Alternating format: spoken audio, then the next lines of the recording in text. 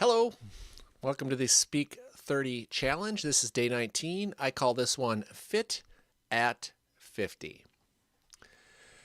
Have you ever noticed how you have a super ability, like superhero level ability, to put on weight immediately after dropping a few pounds? I sure have. Over the last few weeks, I have been tracking calories religiously with a few friends of mine from college on the MyFitness app. I think it's what it's called, with the goal of going into the holiday season maybe a few pounds down. It's been a fun way to keep each other motivated. We've been in touch. I also get to see how much alcohol they really are consuming on a nightly basis, and it makes me feel a little better about myself. And this gets me to the point that that which gets measured gets managed. Initially, this was true, and it was working like a champ. But then after a few weeks, it gets to be much more like that which gets measured reinforces a negative downward spiral and allows you to see the ultimate failure approaching in real time. So a little bit different, a little more wordy, but to the point. Today, I want to explore some concerns and possible strategies heading into the holiday season. It starts with Thanksgiving number 1 of 3, which was today at my mom's.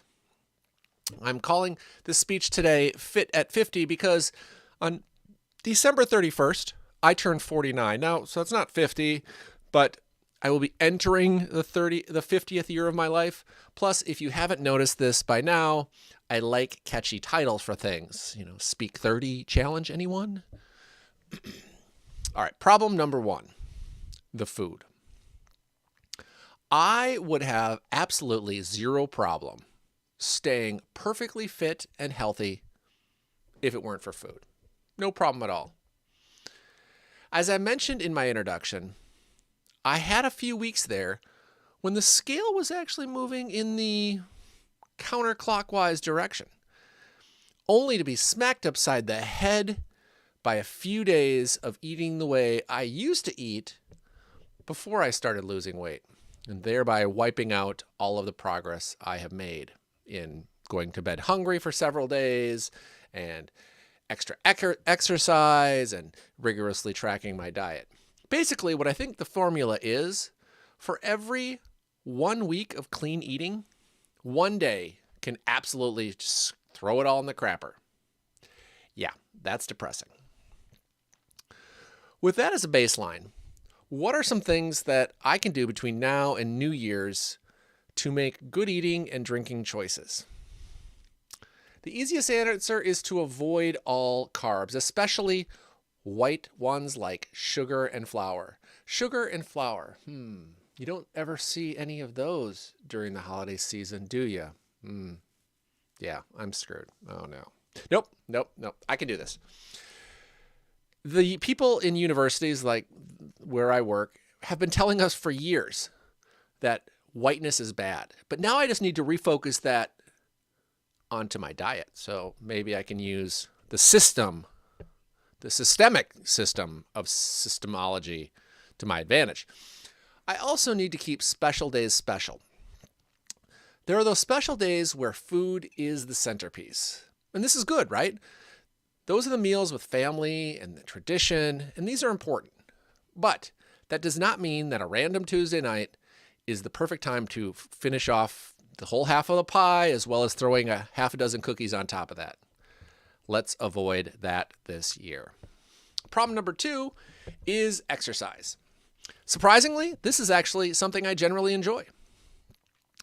Except that one of my main sources of exercise is quickly getting much more difficult, and that's running outside.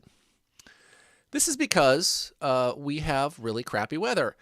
And for the next, I don't know, how long does it go? How long is winter? 16 to 18 months we have this winter will be going. We have this cold weather that it's hard to overcome. Still, I can dress for days and go out for a run on anything that's over about 15 degrees. And so I need to be prepared to do that and take advantage of those days that it's a little bit nicer, relative to frozen over completely. I also can go to the YMCA and use the treadmills there or do a different type of workout there. So those are an option. But the most important option that I have right now is a up to 3 times a week boxing class that is like a half mile from my house. It's super fun. It's super efficient. The one thing I need to keep in mind with that is that it tends itself as an older man to create some injuries and extra pain in me.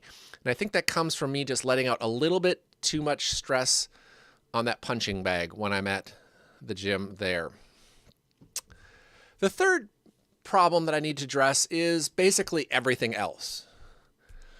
This can be something like getting the right amount of sleep. Now, winter sleep is the best sleep. Let's admit that, right?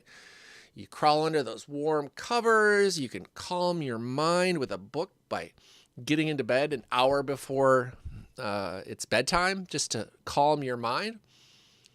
And you need to remind yourself of the joys of those good night's sleeps, good night's rest, just like the people in the Christmas stories, you know? I can avoid disrupting my sleep by avoiding too much caffeine or alcohol before bed. And I need to just keep that in mind as it's 6 p.m. and I'm going for that another cup of coffee, or I'm out to dinner and I'm like, 3 beers, that's not going to bother me at all. No. I need to keep a pleasant night's sleep in my mind as I go into the night. The other thing in the winter is I need to dress for the season. I hate cold. I hate being cold. So I need to start out my days planning to be warm throughout the day, whether it's walking the dogs or sitting in my office at work. Because when I'm cold, that also gets then back to item number 1. I just want to shove some food in my mouth to try to warm myself up or at least make myself happy in that moment. Well, the holiday season is such an important and special time. It's a time to think about and focus on others. To make the most of these days coming up, it would be really helpful if I didn't have to focus on, my pants are feeling so tight, or gosh, I have that headache from not enough sleep because I was up all night because of the sugar, caffeine, alcohol, take your pick.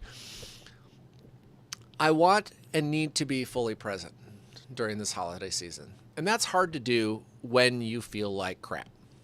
So maybe, just maybe, this speech will help me remember this as I go into this upcoming holiday season. Fingers crossed. Thank you.